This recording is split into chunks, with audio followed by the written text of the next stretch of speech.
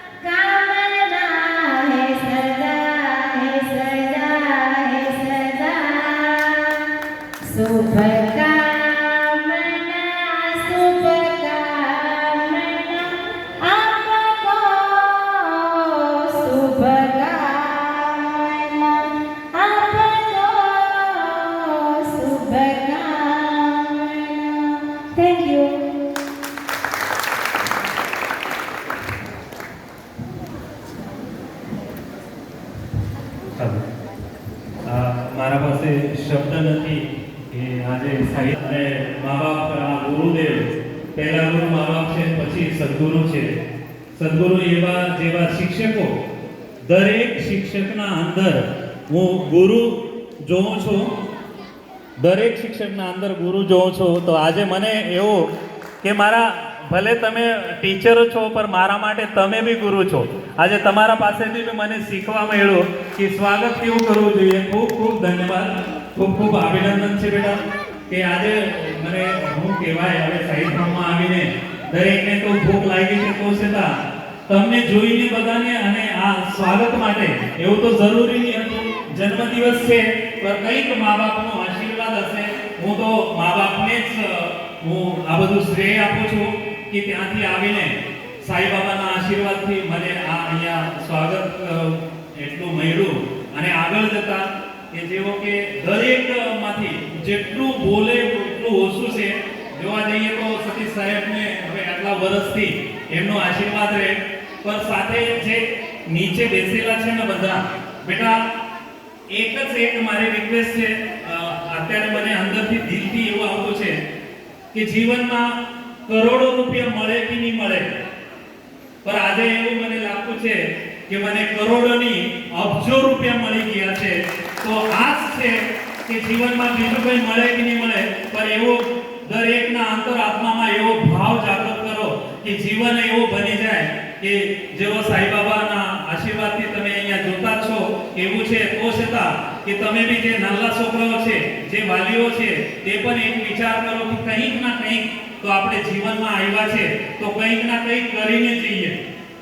આટલા દૂરથી અને આટલા બધાના માટે જે જન્મ આપ્યો છે તે જન્મનું સાર્થક કરીને જઈએ.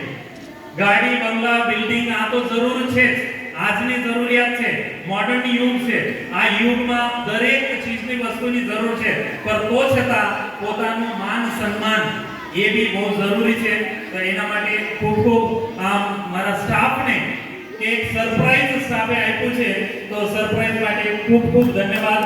વધારે સમય નહીં લઈએ પણ તો છતાં અહીંયા આવેલા અમારા જાગૃતિબેન એમને વિનંતી કરીશ કે બે શબ્દ અહીંયા પોતાનું આશીર્વચન, કેમ કે હવે રિટાયર થવાના વધારે દિવસો નથી. આટલા વર્ષથી નોકરી કરી છે, સર્વિસ, એટલે ભગવાનનું જ કામ કરતા છો તમે. તો 2 મિનિટ વિનંતી છે આશીર્વચન.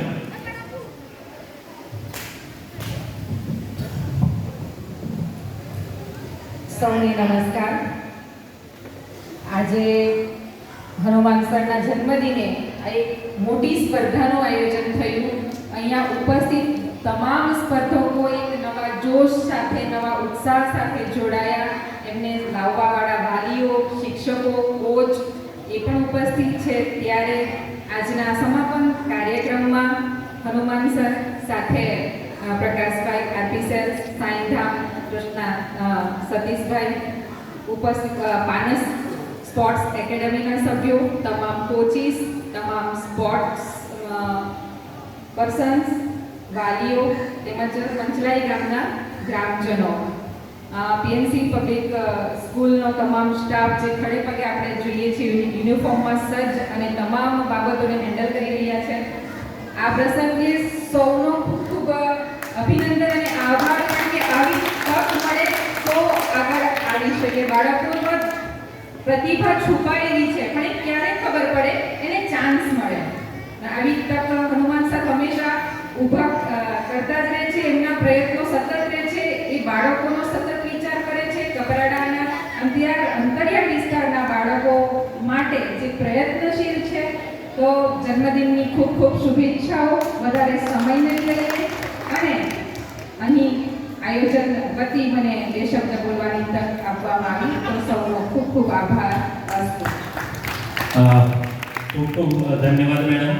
તો આપણે જે વિજેતા થયેલા બાળકો છે એમને આપણે હવે અહીંયા જે એમનું પારિતોષિક છે, ઇનામ છે, એ ઇનામ તરફ જઈ રહ્યા છે. એ પહેલા વાપીથી જે આવેલા છે ક્રિસ્ટીના પપ્પા સવારથી આવ્યા છે, સોરી પ્રીઠાના પપ્પા, એમને વિનંતી છે કે એક